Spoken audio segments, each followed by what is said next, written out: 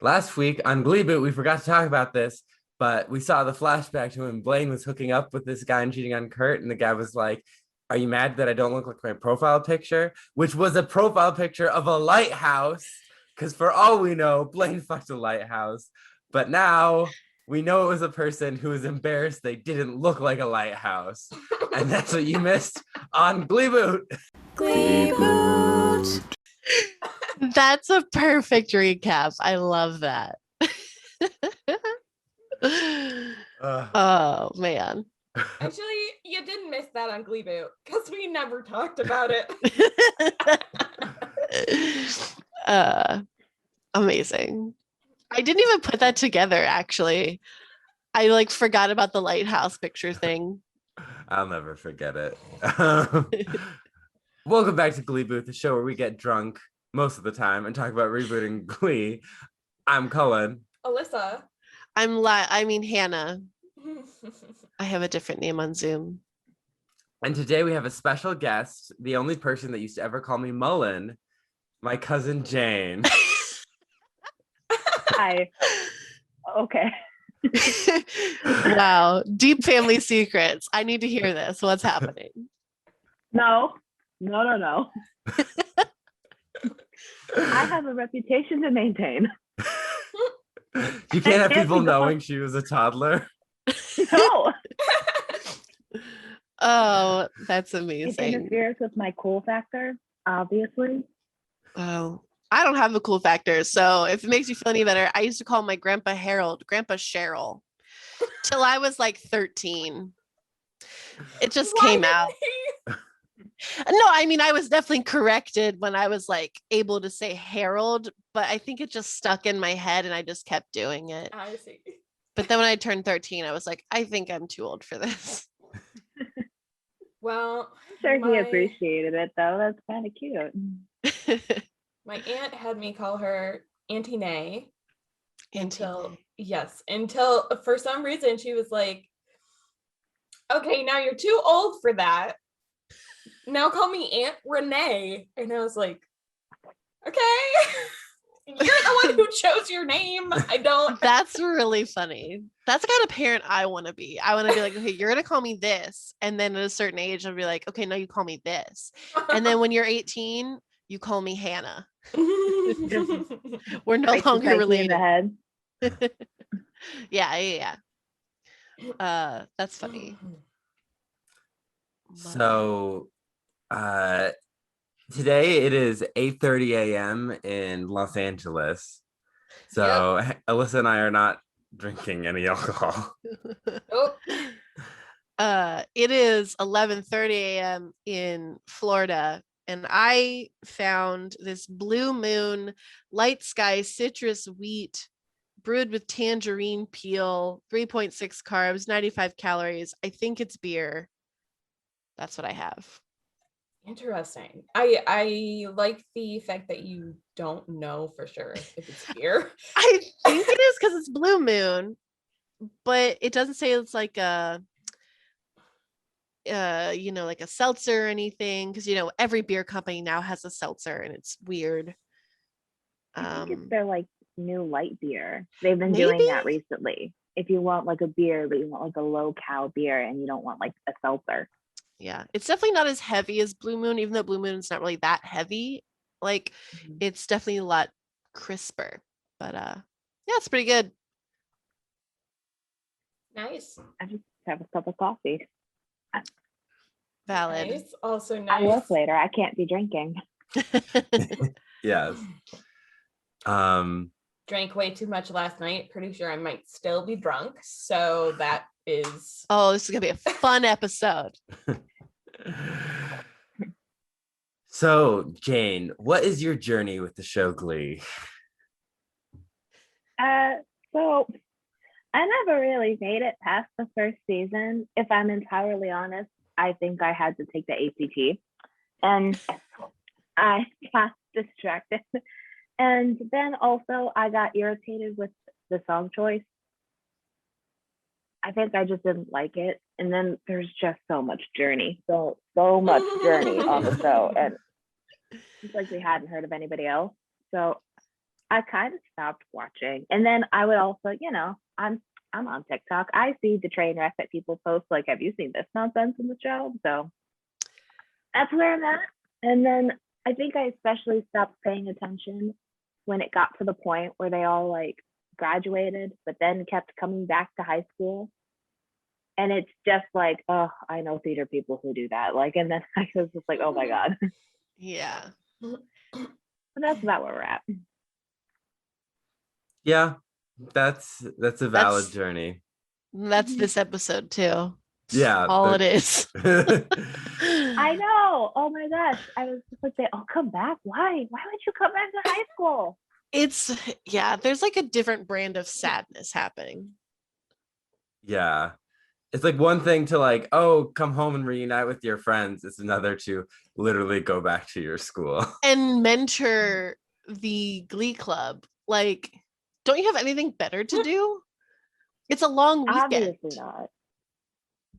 I thought they had enough of that trauma in those plushies, and now they're just willingly going back. Like, right.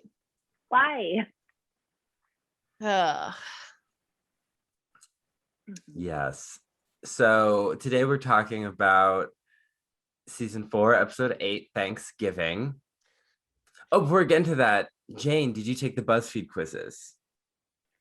Okay, I took one of them. I have very strong opinions in general in my life. So I think setting up which one I'd want to date or be my boyfriend would result in me either being incredibly irritated or just a little sad. So, because they all like staying on the regular, and that's just enough to annoy me in general. And I can't picture myself dating any one of them. I just feel like, oh, we're breaking out in song again, babe, stop. Like, we're in the movie theater, knock it off. Like,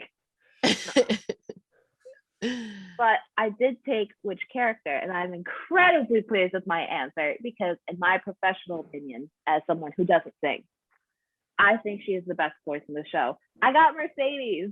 Woo! Nice. Yeah. I don't think we've ever had I a love Mercedes. Yeah, no, she's I love her. She's so great. so good, so underused, especially in this episode. She I does have her thoughts. She does her so justice. Like, oh, the only song I really liked, what was that? They did like River Deep Mountain High, and I was like, oh, So good. yeah, I So love good. it. I love it. I love Chills. it. I love it. Yeah, Mercedes is definitely has the best voice and is like one of the least problematic characters. Yeah. And they just Yes. they just totally abuse her or forget No. about her completely. She deserves so much better. I think that she should be one of the if Disney ever does like a live action Hercules, if she's not one of the muses, I will riot. Ooh, yeah. Yeah. Mhm. She deserves a spot there. Oh yeah. So yeah, we're talking about the Thanksgiving episode, which This fun is the fact, episode I have been waiting for. Wait, what? This is Why? the episode I've been waiting for because of a song mashup that we will talk about. I will have you know I watched this last night while I was very drunk, and I'm struggling right now. I I'm love it. struggling. I don't remember anything. I was not blackout drunk. I just don't remember the episode.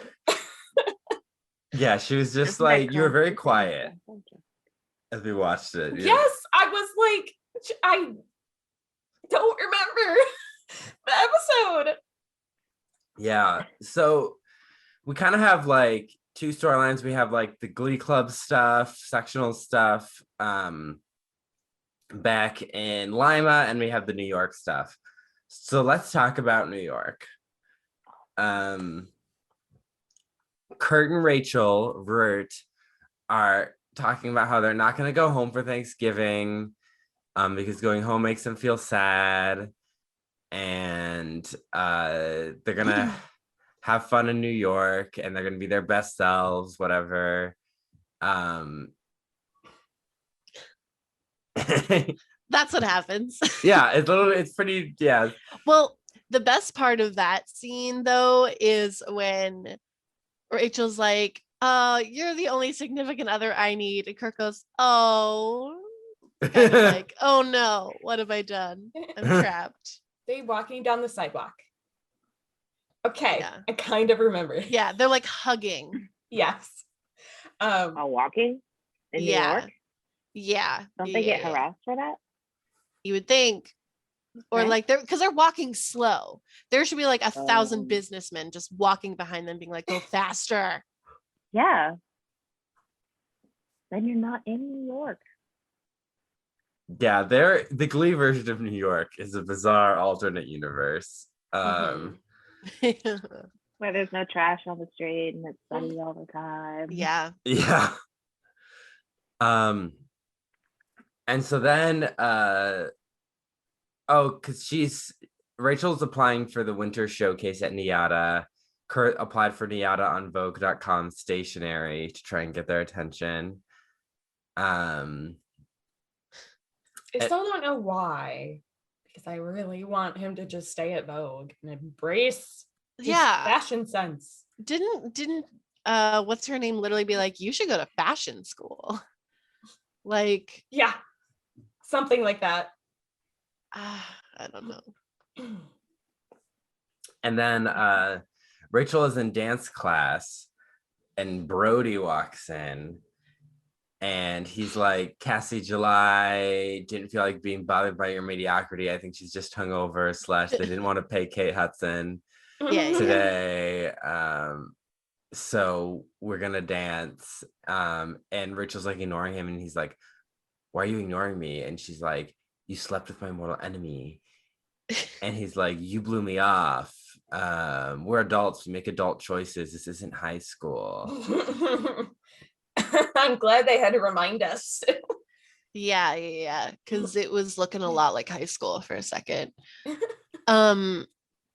Yeah, it's so, but Rachel makes a really valid point where she's like, we pay like $30,000 a year, a semester to go here, to be taught by professionals, not the TA. And I was like, I mean, that's a valid point, but she didn't mean that. Yeah.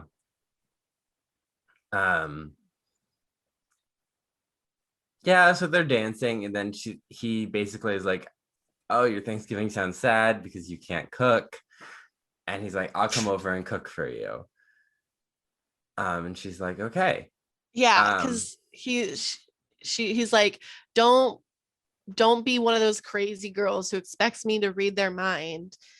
And he's like, I know we're friends. I don't want to hurt you. I promise I won't do it again. And she's like, okay. And then they're friends again, I guess. It's always great when men call women crazy. Yeah. I love it. It's my favorite thing.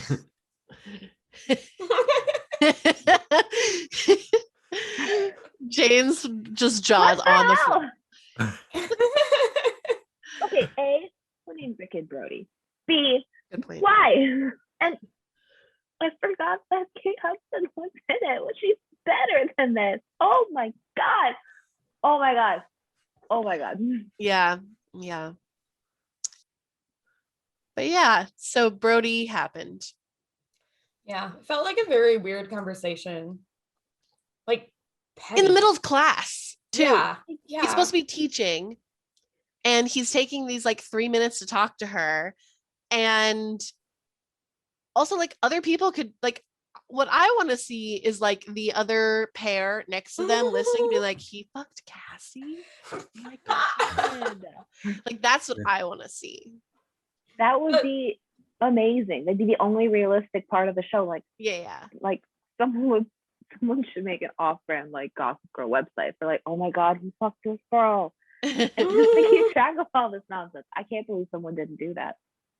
It probably exists. It's just a different TV show that they didn't want to film. So we have Kurt is turning off the lights at Vogue, and then Sarah Jessica Parker, Isabel is still there. Yeah, she's like, hey.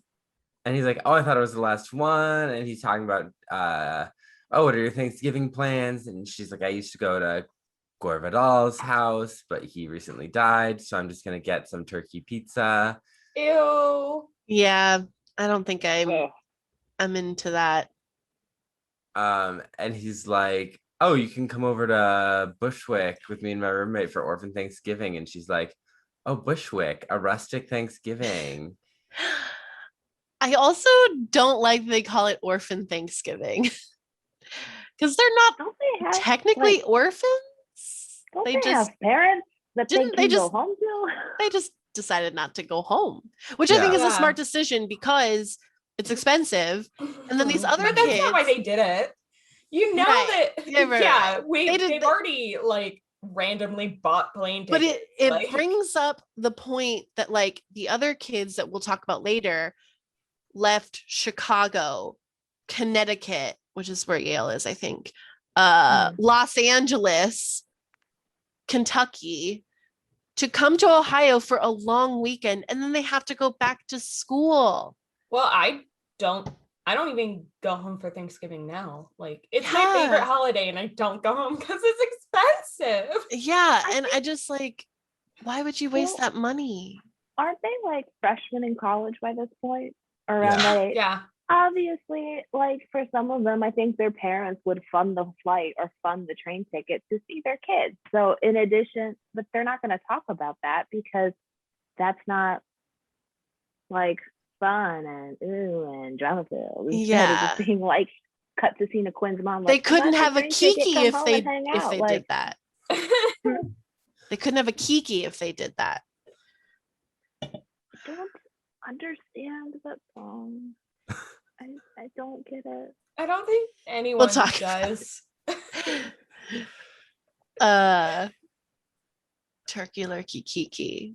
I've been waiting for this moment for literally since we started the podcast. And the crazy part about it is that's the song and number that stands out in my head, not the one they perform at sectionals. And that's surprising to me. Anyway, we're getting ahead of ourselves. Yes.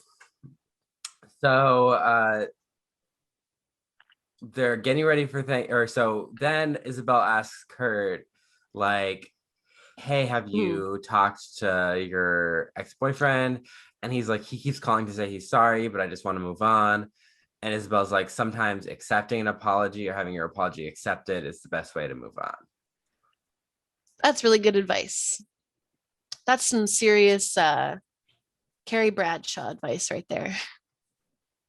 Yeah, That's her typically character from Sex and the City. the advice Yeah. in Glee is not super great. But this one was, pretty good. Solid. Yeah. So then Brody and Rachel are getting ready the Thanksgiving turkey, even though Like rubbing it down. Ooh. Yeah. That's not how you do it. No, it's not. That's not how you butter a turkey. Nope. And he's like, Brody's like mixing the seasonings and stuff in a bag so he can put the turkey in a bag. And Kurt goes, Ina Garten would never. And I was like, I know, because I made an Ina Garten turkey when I hosted Thanksgiving in Boston, and she would never. Yeah. He's like, are you done using the turkey as a courtship device? That was a weird line, but I liked it. Yeah, so he's like, they're getting ready, and he's like, oh, I've called Isabel a couple times, and then these people just show up at their apartment. Oh, wait, we have to talk about first. Brody's like, hey, come help me with the turkey. And Rachel's like, oh, I'm a vegetarian, so I'm not even going to eat it. And then I was like, yeah, she's a vegetarian. Why the fuck would she make him a duck and then burn it when she had him over a couple months ago? I don't Logic. Make him a I duck. don't know. She tried to make him a duck because she's an idiot. Duck is delicious, and it's one of my favorite things. But do I make it myself? No. No, That it's seems not like a lot of work. Yeah. And she's supposed to be what, like a freshman in college? I'm a college grad, and I'm just like, ugh, no. And it's expensive. And for like a subpar like white man named Brody, why? Right. Ugh. Yeah. So that didn't make any sense. But yeah, so they're putting out the turkey. They get a knock on the door and they open up their door and It's just a bunch of random people. There's like a drag queen, other random people. They And just they're come right in. like, oh, I heard this was an orphan Thanksgiving, and they all like waltz in. And then Isabel eventually, they're like, have you heard from Isabel? And they're like, oh, she's going to like a club opening on Thanksgiving. And then she calls Kurt and she's like, oh, this rain's a bitch. That's part of the song. That's like the beginning of the actual song. Oh. That whole monologue. So it's like the person's leaving a voicemail. Yeah. I did not know that, and I did not recognize it in I'm the trying to remember scene. who sings it. I think it's the Scissor Sisters. I have all caps on. Yeah, Scissor Sisters. Okay, that makes it make a little. Yeah, because it's fucking weird. But they work it in, and I guess it kind of works. Yeah. Yeah. And then she comes in and they sing, Let's have a kiki. Lock the doors tight. It's bananas. This is the moment I have been waiting for since we started the podcast, because forever I have just been like, what did I just watch? In the middle of this song, which is like, it's a bop, sure. A lot of people just don't understand what it is. Including Brody. He very curiously and conveniently, I should say, works in, well, what's a kiki, so that they can have a kiki is a party, you know. And then they sing another song to mash it up with, and it makes no sense, and I love it. Rachel, I feel like unwarranted. Like nobody wants her to do this. Nobody wanted that to happen. And then they're like, all right, turkey lurkey time. She just starts singing It's Turkey Lurkey Time, which is a weird song. Where is that even from? I have never heard that until I watched Glee. I think it is the only Thanksgiving song. I thought they were famously no Thanksgiving songs. So there's this one, and then there's Whoa. one that we used to sing when I was in like elementary school music class. It's called Mashed Potatoes. I wish I could play it for you guys. You sang the weirdest Turkey Lurkey songs. Time was released in 1969. Nice. Yeah. 1969? Song by names and people I do not know. A name I also cannot hope to pronounce. We're going to try. By your Glee, Donna Ketchney, whatever, and Margot. Oh, such a bad name. Bappington. Sorry, Margot. It's from a musical called Promises, Promises. Never heard of it. Oh, Kristen Chenoweth was in that. Did she sing Turkey Lurkey That's Time? where the song I Say a Little Prayer for You comes from. I'm pretty sure. I don't know that song either. Quinn sang it when she auditioned for the Glee Club. I thought that came from I thought it came right? from Aretha Franklin. I'm gonna look it up because I'm pretty sure it initially came from I recognize the people on the playbill. I don't know who they are, but I recognize them. I've seen their faces before.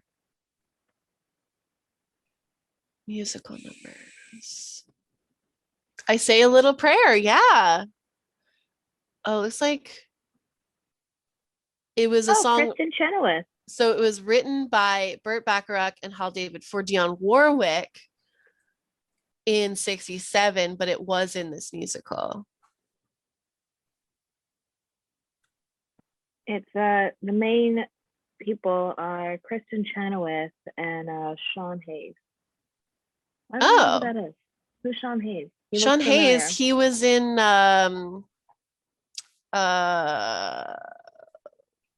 shit. It's the show with all the gays. Falsettos? No, not the musical. He might have been in Falsettos. I don't know. Will and Grace. Will and Grace. Yeah. It was a TV show. He's the one who like goes, yeah. Yeah. He's Jack. Oh, I love him. So Kristen Chenoweth were the original. Like, wow, guys, we did a this ton of musical. research just now. That's not normal. That's what The happens power when of the internet. it's when we do a recording at 8:30 and 11:30 respectively. All right, yeah. So turkey lurkey time, Rachel randomly starts to sing it. Everyone's like, sure, bitch. And then the song is over and I am like, let's play it again. It was very entertaining. I had no idea what was going on, but it was super entertaining to watch. Chaos. And I think that like that song is also very chaotic if you just listen to it. So yeah, I think I genuinely enjoyed it, even though I was like, why are we singing Turkey Lurkey Time? What is happening? So it's my favorite Thanksgiving song. Let's have a Turkey Lurkey Kiki. You play it every Thanksgiving. I do. I will this year. Best believe it. So then Kurt goes out on the fire escape and calls Blaine. Who's minutes away from going out and singing at sectionals. Like minutes. Yeah, great timing, Kurt. And Blaine is all like, oh, I'm sorry. And Kurt's like, I know. I'm just not ready to forgive you yet, but I love you. And Blaine is like, I love you too. And they talk about seeing each other at Christmas. Yeah, What did it's Blaine do? What am I missing? What? What did Blaine do? What am I missing? He cheated with a lighthouse. With No! with a man who doesn't look like a lighthouse. Yeah. Well, a boy? He wanted to fuck a lighthouse. Young oh my man. God, that's right. Oh, that was like Blaine. There, Chris, how dare you do this? Yeah, it's a nice little conversation. I think it's very realistic too, which is something that's a bit odd. Some of these conversations are a bit realistic, like the one with Rachel and Brody and him being like, we're friends, I won't do it again, that kind of stuff. Yeah, and he's like, we have to have a mature heart to heart when we see each other at Christmas and stuff. So it's like, oh, and then he's also like, but you're still my best friend. And that really that actually hit me in the heart. I was like, oh, yeah. Aww. So I liked it. It was a nice moment. And then Kurt leaves the stoop. He comes back in. And I find it interesting that it's Isabel who's there to like give him a hug and not Rachel. But then I'm like, oh yeah, Rachel's super selfish. So yeah, checks out. Yeah. Their relationship, like Isabel and Kurt's relationship, like keeps getting like weirder and weirder, like outside of the professional realm. And I'm just like, I feel uncomfortable, but also it seems like it's nice. Yeah, like she's a good person and probably good for him. And I'm just like, I hope they don't ruin it. I mean, I don't know. Yeah, I don't remember. I just remember that Sarah Jessica Parker is in the show and that at a certain point, I don't think she is in the show. I don't know what happens in between that.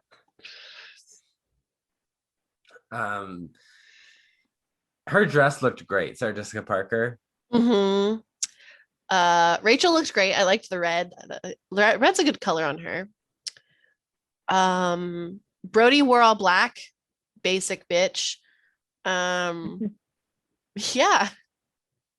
I don't remember any of what anyone was wearing. You were very distracted by let's have a kiki. Let's have a kiki. Yeah. Lock the doors tight. Let's have a kiki. The idea of having a party where the doors are locked tight is a little scary. Scary. It's also a fire hazard. Let me just point that out as well. So that is the New York stuff, which we haven't seen in a couple weeks. Yeah, I was like, when this showed up, I was like, oh yeah, these people are in the show too. But so now back in Lima, the episode opens with Quinn singing, and Alyssa was like, Quinn. Aww. I said that? Yeah. I don't remember saying that. That's funny. So Quinn's there, Puck, gross. Gross. Mercedes and Santana, Mike Chang, Finn, and they sing Home. Because they're Oh, all that's home what for the song Thanksgiving. was? Yeah, I'm gonna make this place your home. I think I just Huh. didn't know that's what the lyrics were, because the lyrics were very weird. And also it sounded different. Because like it really took until the chorus for me to be like, that's what this song is. And then another lyric would have, I was like, I don't know this song. I thought it was a mashup of something. Well, it's interesting because like there's sometimes with Glee, I've noticed that like I don't recognize the song because there's not the same sort of instrumental behind it. Yeah. They did think something to the song though. Who sings this? it's a mashup of Homeward Bound and Home. Oh, Okay. thank you. I was like, there's no way these are the lyrics to that song, right? That's why it sounded different. There's so Okay. many mashups in this. I'm glad that these people who are randomly meeting up in the auditorium planned this, or did it willy-nilly. Quinn's like, I'm gonna come first. I'm gonna sing the first part. And Santana's like, why do you get to go first? And she's like, stop being jealous of me. So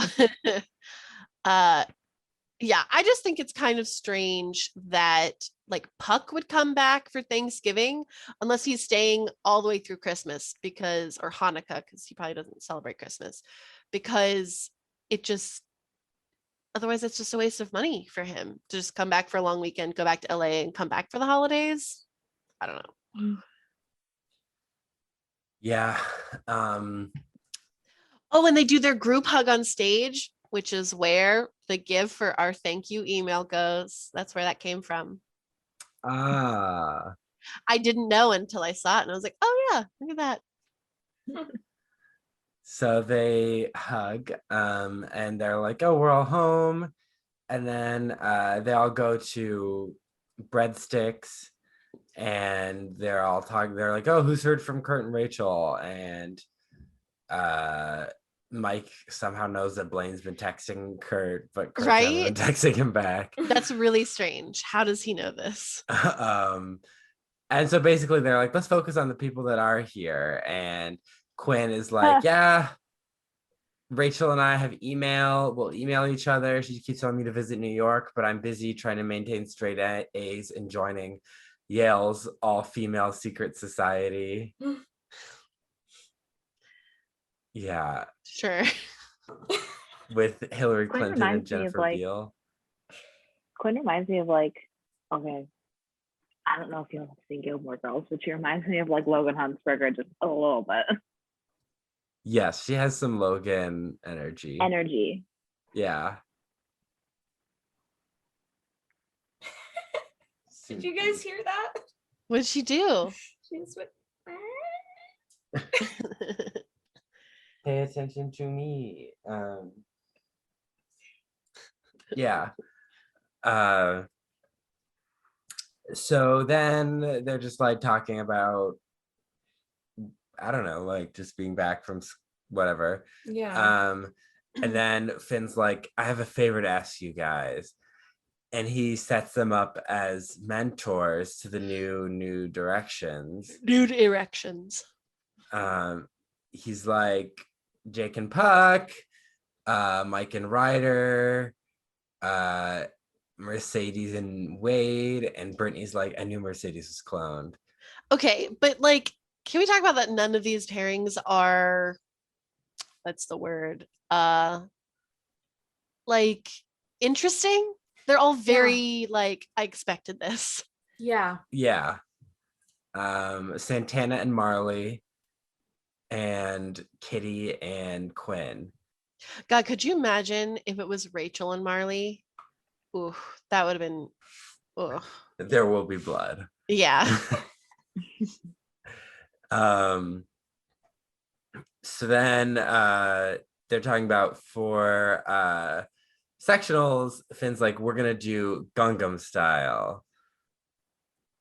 And so this is the moment that broke Jenna Ushkowitz, who plays Tina. We have heard this from, I've read snippets of it from their podcast that she has with Kevin McHale. And that's all I could think about during this episode was this is what broke her. I didn't realize that it broke her, but as the song was playing, I was like, she's Chinese. What? Why? Yeah, in the show, she's Chinese, but isn't Jenna Ushkowitz, isn't she Korean? I think, yeah. Yeah. So I have to double check that, but I didn't even put that together. Yeah, that's in the show, God. She's Chinese. I totally forgot about that. That's oh man. Yeah, she's Korean. Or Korean born, I should say. Okay, so that's all I could think about. But when Finn was like, we're doing Gangnam Style, and I was like, no, this isn't the same episode as Turkey Lurkey Kiki. It can't be. I would have remembered that. I didn't. Also, I don't know if you guys caught it, but Sam picks his nose. What? Anybody catch it? Okay. No. Cool. So here we go. He's gonna be. Oh, we're gonna watch it. Do you guys see him? Which one is he? He's in the blue. Yeah. He's the mediocre white guy. Don't call my golden retriever mediocre. Come on. Unless I went too far forward, I might have. Oh He yeah.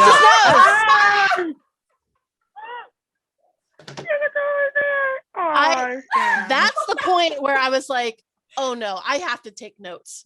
I was gonna go through this episode not taking notes. I was like, I know what's happening here. Nope, I had to take notes after I saw that.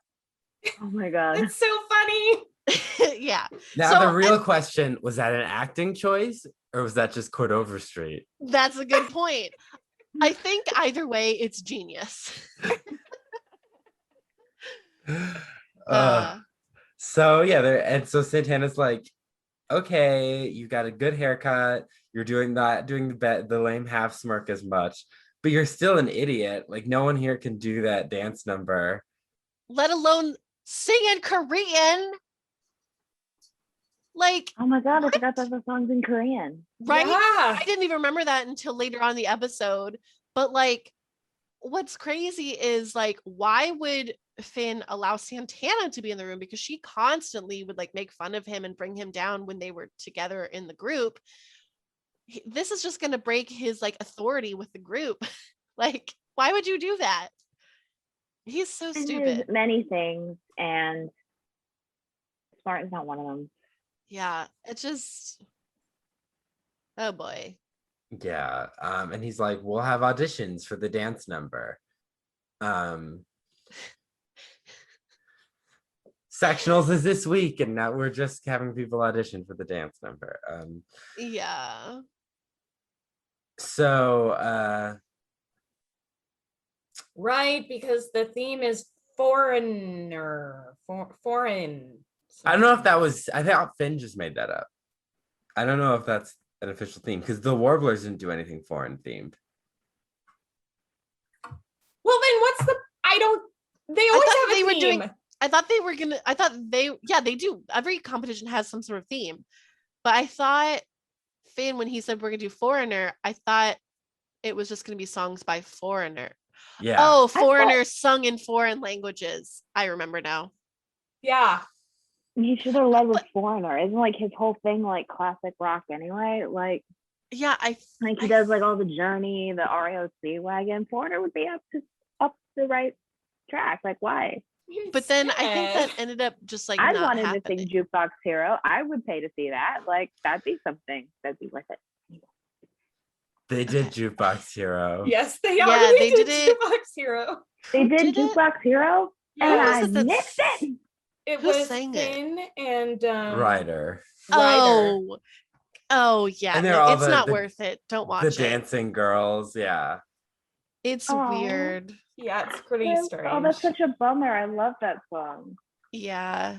Well, that's Glee for you. A bummer. Yes. Yeah. Did we talk about Marley yet, or we talked about that later? Oh, because Marley's talking about I had this dream. Yeah. when I was a little girl that I would get on this stage and sing, and then Skeet Ulrich would give me a bouquet of kittens. I'm surprised you remembered his name. I couldn't remember it. I know him because he's Jughead's dad in Riverdale. Okay. Yes, that's a real person. Mm-hmm. Watch Riverdale. Oh, I'm a Riverdale hoe. Cullen. Oh my god, I cannot wait. Oh, that needs to be a Tease you t-shirt. all about that. That needs to be a Revenge from t-shirt. Hey, she used to call me Mullen. You watch Riverdale. Oh my god. So yeah, and then also when she's talking about this, she's like, mom's on her diet, she lost 12 pounds. I'm like, okay, good for her. And then Molly's like, I'm still trying to lose weight. And I was like, why isn't your mother being like, you don't need to lose weight? Like, what's happening here? Mm-hmm. Yeah, it's very worrisome. It's very upsetting. And she's like, I don't want to let the team down. I don't want to disappoint people. She's putting a lot of pressure on herself. And also Kitty being paired with Quinn, she is absolutely delusional, because Quinn is like, yeah, if you need help with anything, even birth control. And Kitty's like, oh my god, you're so like funny and self-deprecating, we're so alike. And I'm like, ugh. How fucking dare you? Yeah. You do not hold a candle to Quinn Fabre, you terrorist. Yeah, Kitty's a nightmare. Yeah, so Yeah. yeah. So Kitty's all like, I have this thing in my locker. What would Quinn Fabre do? I look up to you. I idolize you. And Quinn's like, oh, it's good. People still remember me. And she's like, Jake and Marley are together, and Jake is trying to pressure Marley to swipe her V card. And I've tried to be a good friend to her. Yeah. I'm trying to be a good friend to her. What a fucking lie. Yeah, Kitty's the worst. Meanwhile, Jake and Jake's like, me and Marley went out, we're having a good time, and I'll end it if you want me to. But Ryder's like, no, don't end it on account of me. We men should make decisions on how a woman is living her life. Just don't take the dance solo from me, because I really want it. Because Marley is like a dance solo. She is a prize to be won. Yep, exactly. I hate this love triangle thing. It's awful because Marley is so passive in this whole thing. Yeah. It's gross. Ugh. She's, I don't know. Like, it's just sort of like watching two people like fight over a dog, you know, like when people break up and they're like, I want to take the dog. No, I want to take the dog. This is how I feel about this Marley Ryder Jake thing. Is it because her name is Marley? Like the dog? I did not make that connection until just right now. But that means in this scenario, Jake and Ryder were the one who were dating. There are probably people who ship them, right? Oh, probably. For sure. Yeah. Jider. No, wait, what was the other? Rake. Rake. It's Rake. I love it. What else happens? So there's so many like random moments with like the older kids and the newbies that I'm just like, why is this happening? This is not helping anybody. Yeah, like they're doing the dance audition and Jake's like pretending to be bad. Yeah, and Puck's like, what are you doing? He's like, you got to be better. I don't remember that scene. It's a very quick scene. It's supposed to be like a dance-off / audition. And apparently Ryder does some fun things with his feet. Mike is impressed. And then they're like, oh, there you go, Ryder. It's for you. And they didn't even ask him if he could speak Korean. So Um, Yep. So then at one point, I can't remember the exact order. So because Marley's all like, "You're really good. You take classes. Like, why didn't you get it?" And he's like, it's like a bro thing between me and Ryder." Um, You wouldn't understand, Marley. It's a bro thing. Like if you just explain to her like she's a normal person, she would probably understand it because she's a human being. yeah. But alas, that is not the world Glee operates in. no, it's not.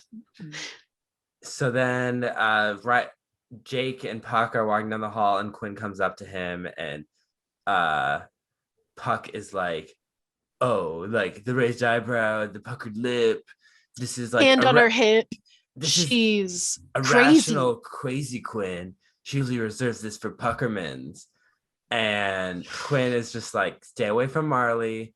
You're bad news. She's a sweet girl. Don't pressure her into anything." Quinn was talking to Jake. Yeah. Mm-hmm. Who said earlier that Marley was not a hump and dump. Yeah, can they just never use that phrase? Thank you. That's horrible. Who wrote this show? Do they not know how people talk?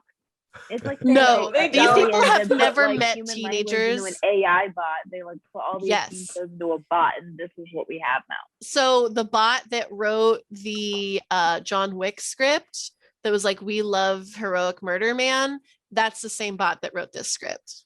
And would go on to write the shelved Powerpuff Girls reboot. Yes, exactly. Mm-hmm. I mean, this bot is really getting around. Did a bot write John Wick? What am I missing? Oh my God, Jane, you have to Google this. It's so good. What? Hold on. Wait, bot. Okay, I don't watch. I never watched the John Wick movies on principle of a dog dies, so I can't. I don't know what it's about. Even though I've been told he avenges the dog. The fact that the dog has to be sacrificed don't fly with me. So some person on Twitter ran the John Wick movies for hours and hours through this content writing or the script writing bot, and he essentially like tweeted out, and here it is: exterior, Weapon City. John Wick, the retired murder man we like, looks for his dog. John Wick says, "Come here, dog. I love a live dog." John sees big mob man shoot his dog into afterlife. John Wick says, "No, that dog was like my dead wife, and now it is dead like my dead wife." And it's just pages of this. It's fantastic. Here, I will I'll pop it in our chat. Oh my god. It's fantastic. I used to have this I don't think it was this page, but I used to have a page that had like clips of the script in it to like my work desktop. I had this page saved, so at any time like I was depressed or angry, I would just read it. It's so good. The retired murder man we like.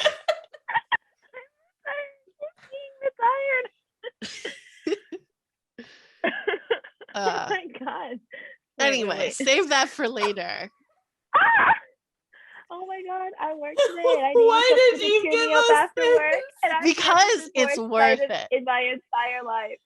Yeah, just spend the rest of your afternoon reading it. Oh my god, it's great. I'm gonna come home, have a glass of wine, and read some of this. Yes, that is perfect. But speaking of things that are unholy, the unholy trinity, as they named themselves in the show, meets up with the girls of the group. And they're like, judges love the feminine energy, which the warblers don't have. And so they're like, "We'll show you," and they sing "Come See About Me."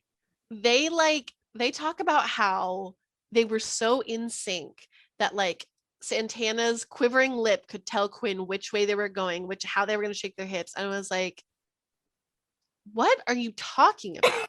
You guys choreographed it. What are you talking about? That's how you would know what to do. And then also I was like, okay, but like, why are they getting advice from Brittany, who is still in the group? You know, yes, okay, she was also one who won nationals. What about Tina? What about Sugar? I right? I You don't know? know. You know, Yeah. it's just Is it because disturbing. she's officially 1 year older than everyone else? I don't know. I think it's just because they're like, oh, the unholy trinity is going to be reunited. We have to have them do a number. This is the reason. And Tina's just sitting there like, I have to sew costumes. I should be the one teaching people how to dance. And she Yeah. should. Yeah. Damn. Well, Tina didn't actually do that. She was probably very happy to be there because she's a good person and she's the best team player that ever was. Truly. I literally wrote, this is so offensive to Tina in my notes. Poor Tina. Yeah, poor Tina. So Oh, we get God. that scene, and then we later at one point we get a scene with Jake and Ryder's struggling through the dance, and Jake's like, "Oh, I'll help you." Because he's trying to learn Korean. We just learned last episode that he's dyslexic and he's going to try to learn Korean so he can learn the dance moves. There's a better way to learn the dance moves, and that's by listening to the beats in the music. Yeah, why learning Korean has nothing to do with dance moves. At this point, I mean, throw out the whole man, get a new one. I swear. Recycle him. Why? Yeah. Why? Jake is like, "Oh, it's just Korean singing gibberish and no one will know." And I'm like, oh yeah, I was like, oh, good one, Jake. Yeah. I have That's funny, before 'cause that. it's insensitive to a whole nation of people. I have like right before that psychic Mexican third eye. "Oh, we'll get to that." I was like, what is that from?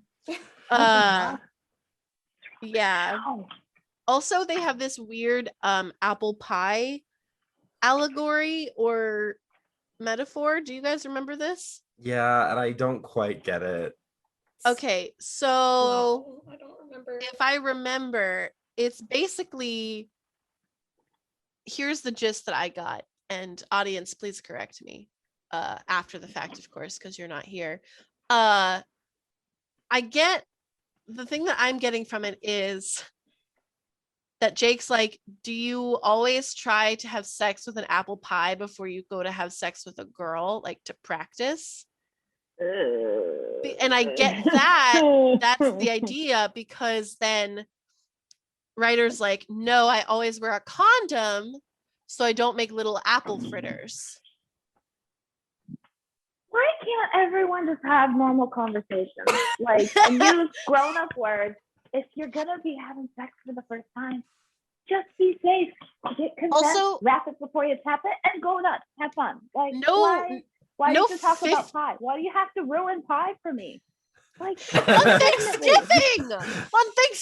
too. Yes. Pie is delicious, and now it's fornicating with the pumpkin. I swear to God, like. I don't understand. Like, there's no 15 to 18-year-olds that are going to like come up with these ideas and jokes. Like, I really don't think there is. It's like they talk like 12-year-olds. It's like the writers observe like middle schoolers talk, and then they're like, but it's yes, also this like relates the to 17-year-olds, and then but it's the comedic writing of like a 45-year-old man. So it's like very weird and uncomfortable. I did not like that. It kind of ruined apple pie for me until I eventually forget it. So yeah, that happened, unfortunately. Yeah, and so Jake's like, "Oh, I'll help you," and he does these twists, and he's like, "Yeah, I was trained in ballet," and Ryder's like, "Oh, with the tutus and everything," and Jake doesn't like, say yes to the tutus. I don't think men, when they practice ballet, I don't think they wear tutus. Yeah. No.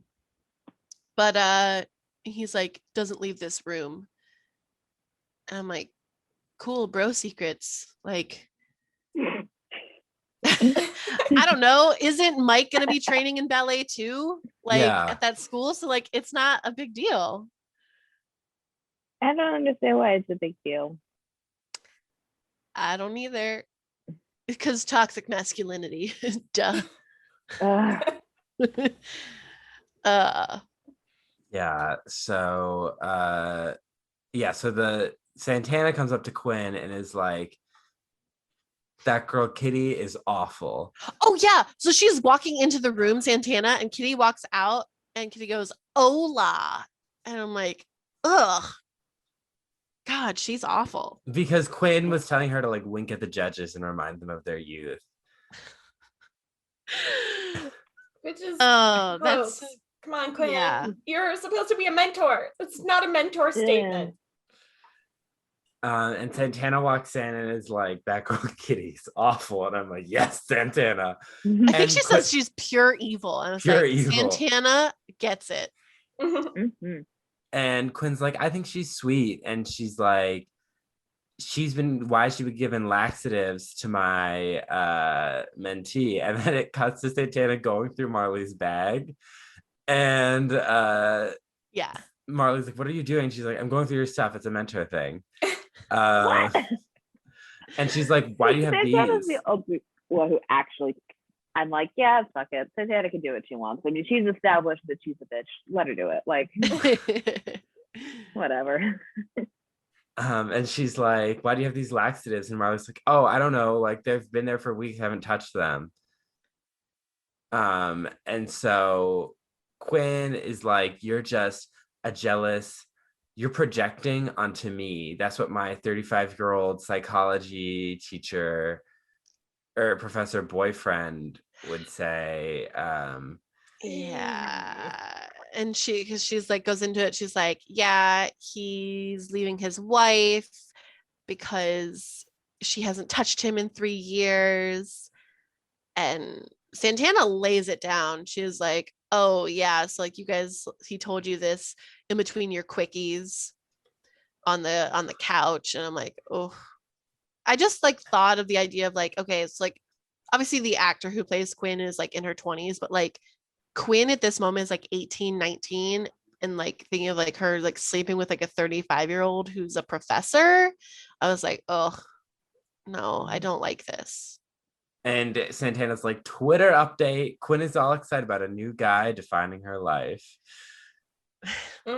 And she calls, and she's like, it doesn't matter if you join a secret Nazi sorority.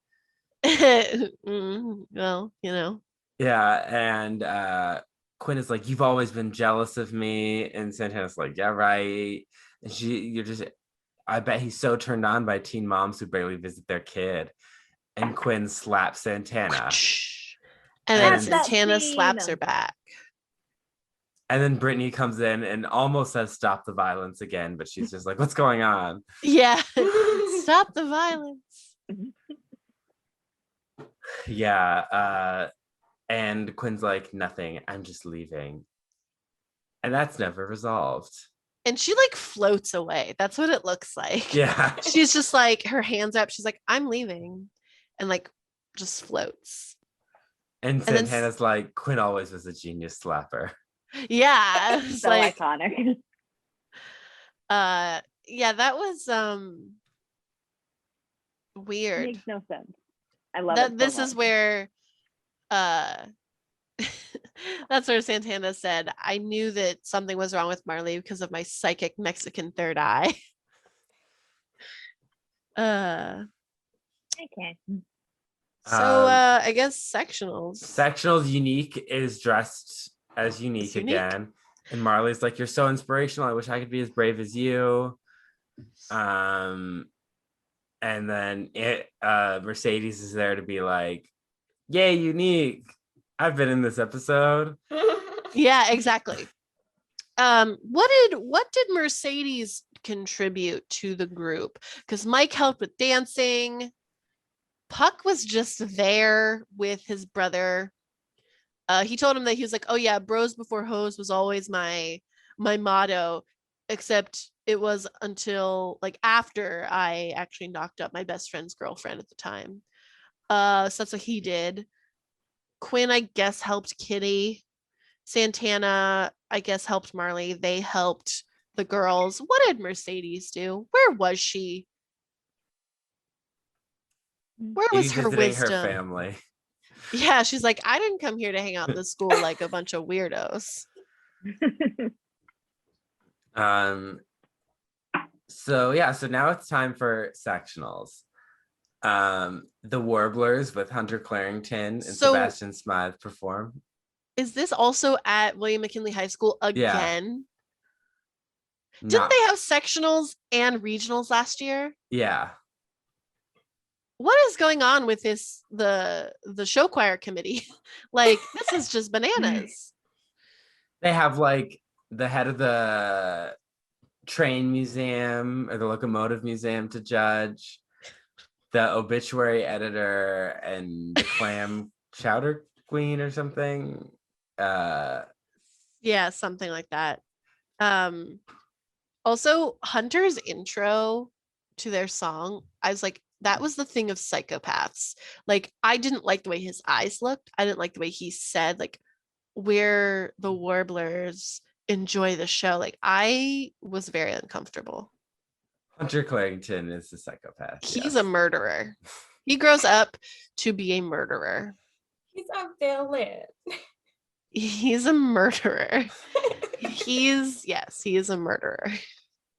And so they sing a song that Super appropriate for children. just imagining a bunch of teenage boys sing the song Whistle about blowjobs in front of Mhm. you. And it's not even subtle either. It's not a Not subtle close. song. And what I wrote here, which I think is interesting, because like as a teen watching this, I probably wouldn't have really thought much about it because I was listening to that kind of music and singing along to it. And my poor parents had to be like, oh, my 17-year-old is singing this song. Oh God. But as an adult, I'm very hyper aware of like, these are children singing a song about blowjobs gloriously in a cappella, but still it's about blowjobs. in front of a whole auditorium. Of young and old people. Yeah. So cringe across the board. I'm trying to even like, it doesn't even, it's not have anything to do with foreign No. anything. No, I don't think sectionals had a theme this year. Like they didn't even talk about it because I think Finn literally just was like, yeah, our group is going to do foreigner sung in foreign languages or whatever, but obviously that never happened. It doesn't, there's no theme. I feel cheated. Consistency is not Glee's strong suit. We know this. And then they sing One Direction's Live While We're Young. Great, terrific cover. I thought it was fun, energetic. I wasn't uncomfortable thinking about the fact that they're singing about blowjobs. It was great. Yeah, it's definitely much more like teenager friendly. I remember going to this dance in college and my friend Allie kept singing this song and this guy that was like our friend's date was like, shut up. And she turned to him and was like, I don't know you. I was like, good. Good for her. This is a bop. This song is a bop. Literally came on and I was like, yeah, I forgot how good this song is. It's a banger. Alyssa, you don't like it? No, I don't remember. Oh, right. I remember the blowjob whistle song. I don't remember them doing a song after that. Yeah, Sebastian sang The Flash. Oh, I remember. Yes, I remember when he came up on the stage and sang, but I don't remember the song. Well, it This was is good. very You can take our strange. word for it. Thank you.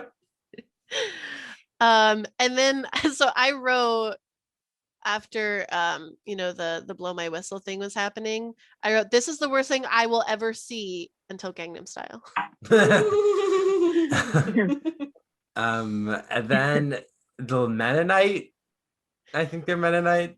I think choir. so. Yeah. They get up and they Um, sing like a medley of folk songs. It sounded good. Aw. You know. Yeah. It was like cute. I was kind of into it. Yeah, I didn't have any problem. I think it was like one of their less offensive renditions of like the weird third group that's performing. Mm-hmm. So yeah, I thought it was, it worked. Some of The them had really good voices. Yeah. Oh yeah, and Will shows up. Oh God, yeah. So I wrote, I was about to type that I'm so glad that Shu isn't here, and then he just fucking shows up. Like I was gonna be like, God, yes, I'm so excited, and I went, damn it, he's here. And Sue is holding what is so obviously just a wrapped blanket. Yeah, I was like, that's not a baby. And she's like, baby, I've timed baby Robin to wake up exactly during the New Directions performance, and she's very fussy. And then Will shows up and Emma's all happy, and she's like, and Sue is like, America is thrilled. I actually didn't catch that. That's amazing because yeah, no one is happy. Yeah. And the show knows it. Sam looks out the curtains and is all like, oh, Mr. Shu is here. And they're all getting ready. And then Marley's nervous and Jake is like, you got this. And then Ryder's like, Jake, you need to do the dance solo. You're the best and you're going to help us win. Yeah, Marley has a full-on freak out. And of course, like, I think this is also one of the other more realistic things of like being that young. It's your first time on the stage and like basically having been picked for like the solo or whatever it was, like she knows she has like a big part to play, and she's just like, everything's resting on my shoulders, like what if I fail, all this stuff. She's like freaking out. She hasn't slept in days and she's so hungry. She's been rehearsing constantly. She's been shitting like crazy. And she says, I'm so hungry, but at least I fit into my dress. Oh, girl, no. So sad. And she looks so skinny. She looks so tired. Yeah. I don't know how they did it because Melissa Benoist is already like a thin actress, but they made her look skinnier. Like she looks. Yeah, they must have like contoured like different parts of her body in that dress. Cause yeah, I agree. Might have chosen a specific silhouette. Possibly used the thing that goes around your waist. Corset? Yes, corset underneath the dress. Maybe. Yeah. And so it is time for their performance. New Directions. And they sing Gangnam Style. Tina actually gets a solo, which I'm like, Mr. Shu would never. So good on you, Finn. Yeah, he would have been like, who would he have given it to? Artie. Yeah, if he was doing this group, he would have given it to Artie. So I wrote, this is another level. Like, I feel really bad for Jenna Ushkowitz having to have endured this. I also feel bad for everyone else who is like, yeah, I guess we have to do this because we're getting paid. I feel bad for the person who sang the original song. Well, actually, maybe not. I mean, He's making money off of it. But yeah, he got a ton of money from it. Like, it's just like another level of horrible. And like, this is one of the things that really is one of Glee's downfalls when it comes to like, they have to do like the popular song at the time, so they can stay relevant. But like, this song does not fit into the show ever. And they really forced it in, and it was just like, yikes. Yeah, it was, I don't know. You're right. It didn't feel like it fit, like, at all. And all I really remember from the performance was like looking at the TV, wondering why Tina was the one who was chosen to sing the solo. Not that she doesn't deserve it, but she's probably, it was because she's Asian. Yep. So that's probably what happened. So this is the scene that they either filmed and didn't put in, or they just never decided to do. But Finn was like, okay, Tina, now's your chance. We're giving you a solo. And she's like, really? The Korean song? And she'd be like, I'm Chinese. And then he would be like, yeah, but it's pretty close to Chinese, right? Korean? That was the scene. That was a scene that they chose not to show to us. Yeah. Yeah, poor Tina. Did not like when she was like on all fours and like moving her shoulders kind of thing. I don't know if you guys remember that. She was doing some very sensual singing that I didn't care for. It was just so odd all around. Uncomfy. Yeah. There's something with like Sam coming out with like sunglasses and Yeah. And then Marley, while they're dancing and like confetti's flying, she starts to get dizzy and she passes out. On the Yes. stage. And it's really interesting how they did it, because like there's this, crazy song happening, and then when it's from her perspective, things are like dulled, like it sounds muffled, like she's like clearly like passing out. Which is interesting because like the times that I've passed out, that's pretty accurate, like how things kind of deafen and you just kind of like I thought it like interesting look that they chose for that. But yeah, she, as soon as the beat dropped at the end of the song, she dropped, and then the episode ends.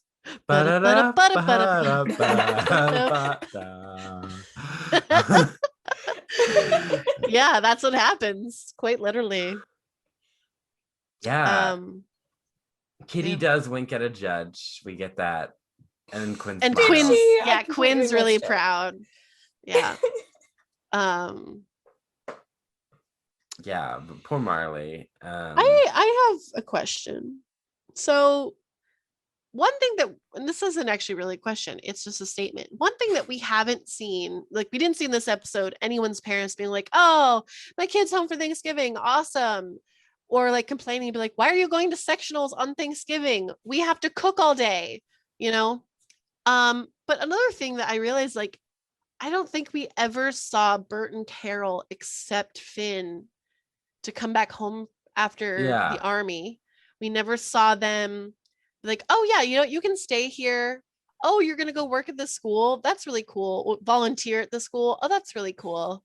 None of that's happened. Well, they don't live there anymore. They do. They split their time. Yeah. Because as a congressman, you have to have residency in your state. Oh, interesting.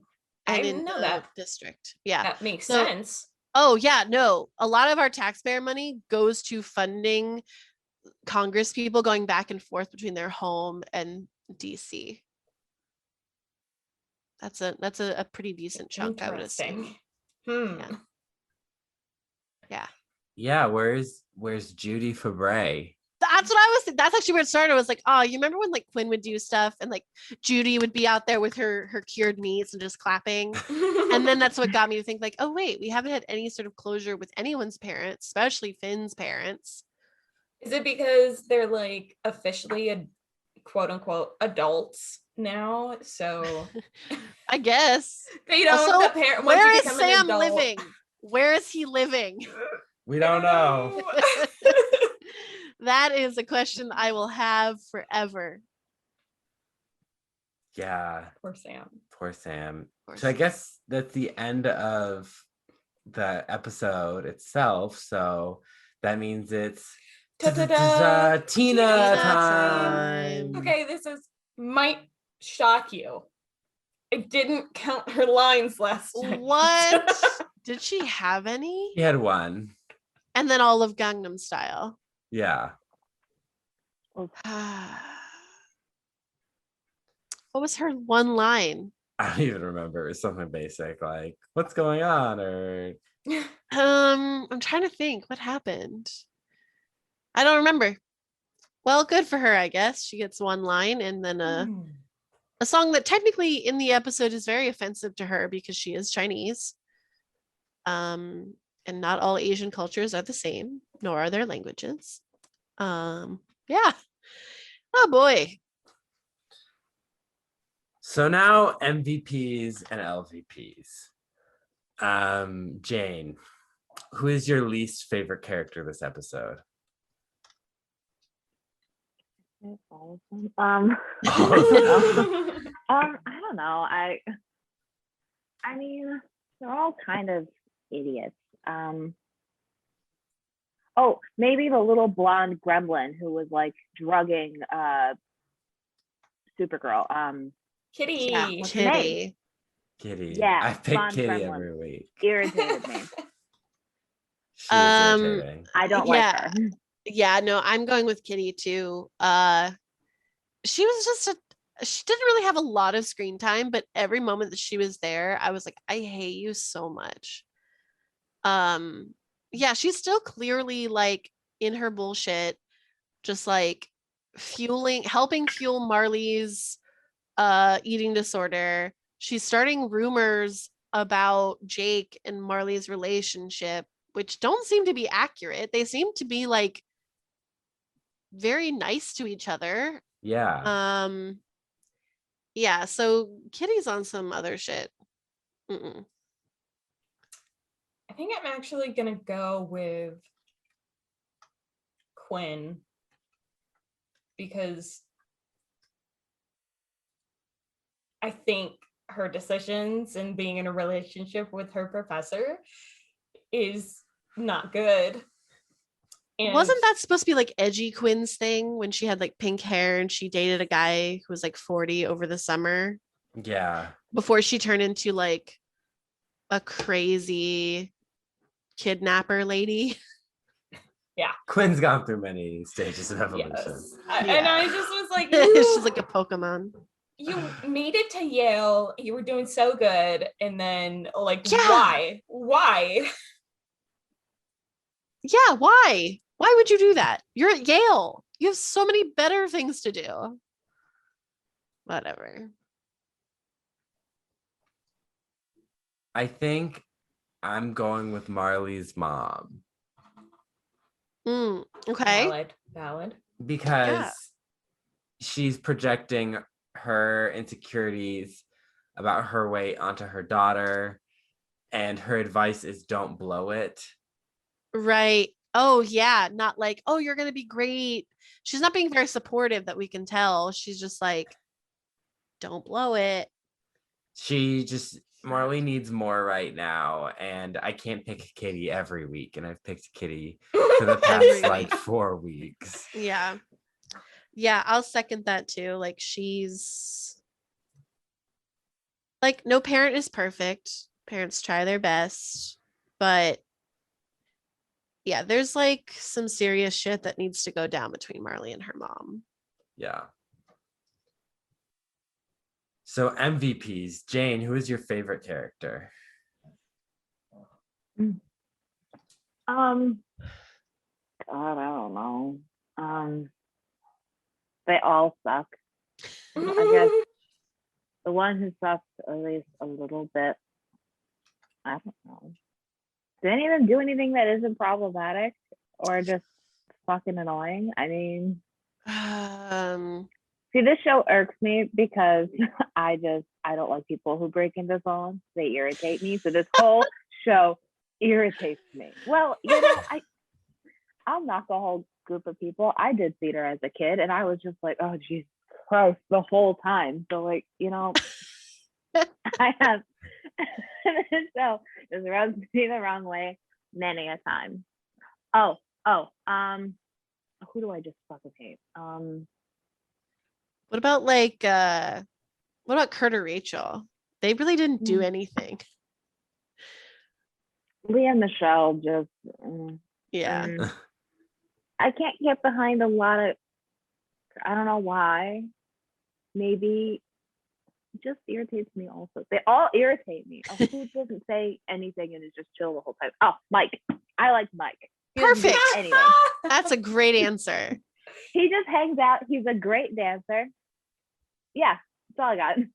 Yeah, that's great. Oh man. I'm going with Isabel. I think in the past I wasn't really into her, but this episode, even though I think her relationship with Kurt is a bit too close, it's a bit odd for boss intern relationships. She seems to be a really good influence for him. She's giving him pretty solid advice here, and she made his Thanksgiving really fun and special. And she supported him when he accepted an apology or said he was trying to accept an apology and kind of had some closure with Blaine. So yeah, I'm going with Isabel. I'm also going with Isabel. She's a pretty wholesome character at this point, and I love the fact that she just like randomly invited everyone who didn't have a Thanksgiving to go to this Thanksgiving. They like group. created a little family. Yeah. I'm going with Brody. No, just kidding. I'm going with Jake. Because he was being like very supportive of Ryder and very sweet to Marley and very supportive of her. And he became much more likable character in this episode than he had been in the past. Yeah,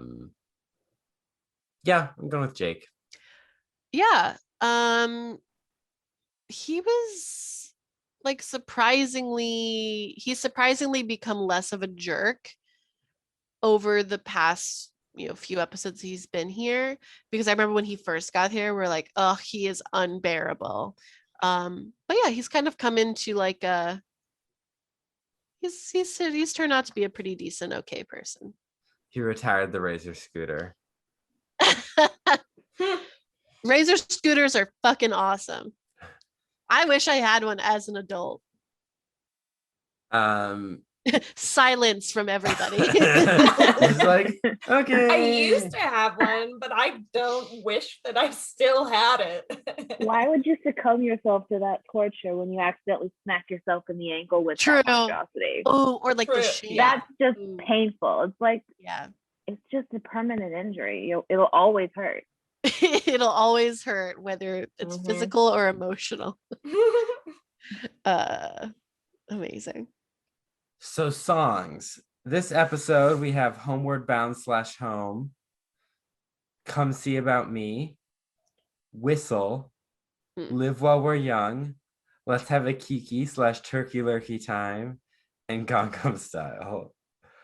What a collection of songs. Oh, what about the medley from the Mennonites? Oh, Over the River and Through the Woods / She'll Be Coming Around the Mountain. Yes. So Jane, what was your least favorite song?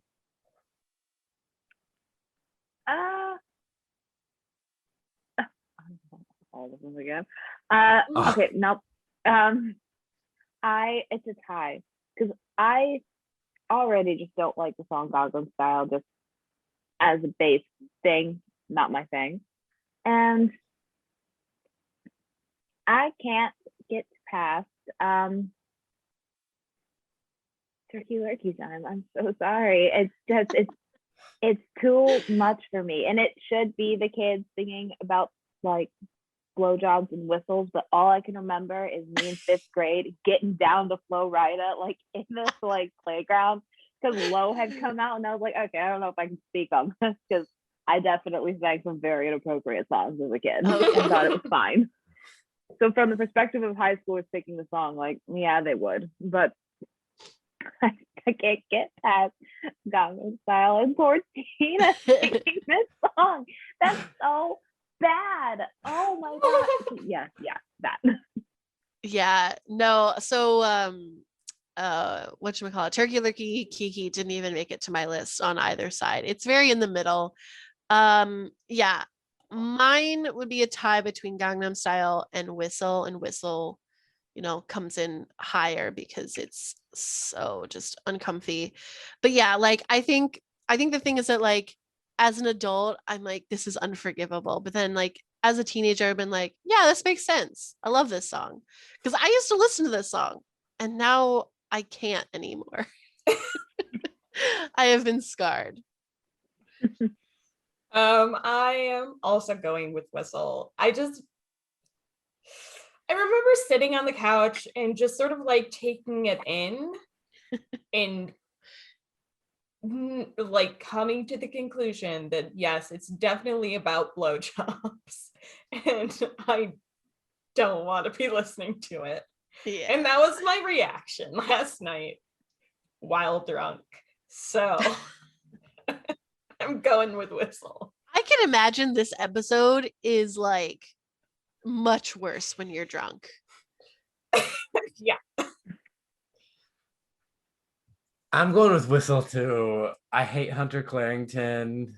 I hate the song and it's uncomfy. Yeah.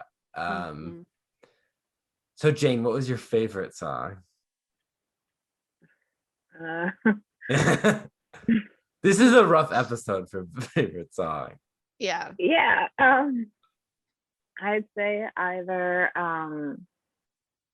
because I actually kind of like the song Home, but I don't like the mashup.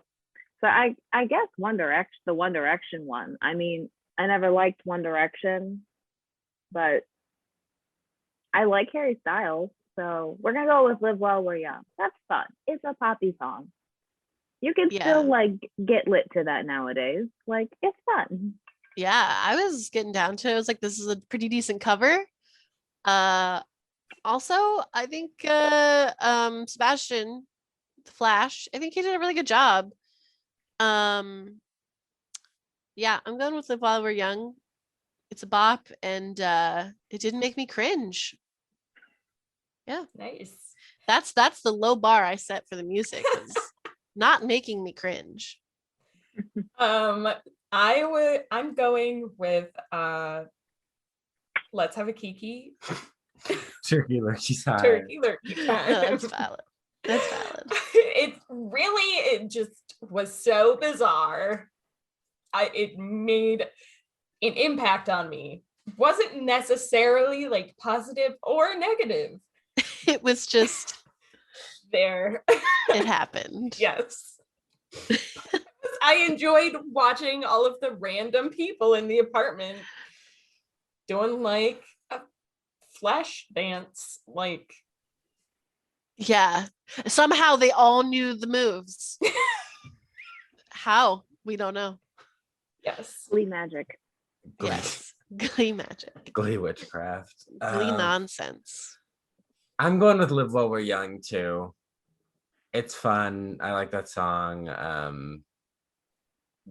And this episode had some pretty abysmal songs.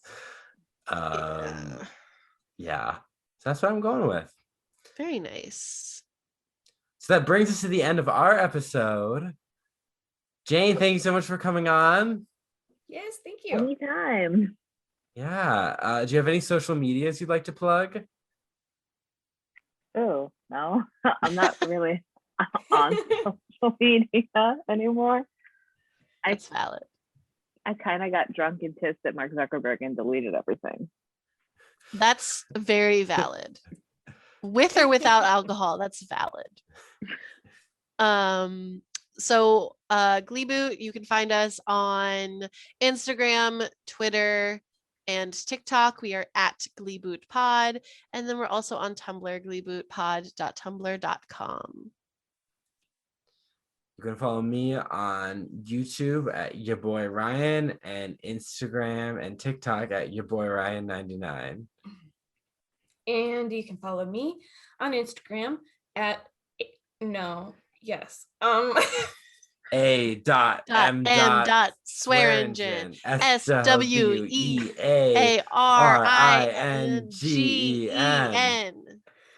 Wow, you guys. We can spell your last name. That's right. Well done. Yeah, so tune in next week for an episode called Swan Song. Somebody's leaving.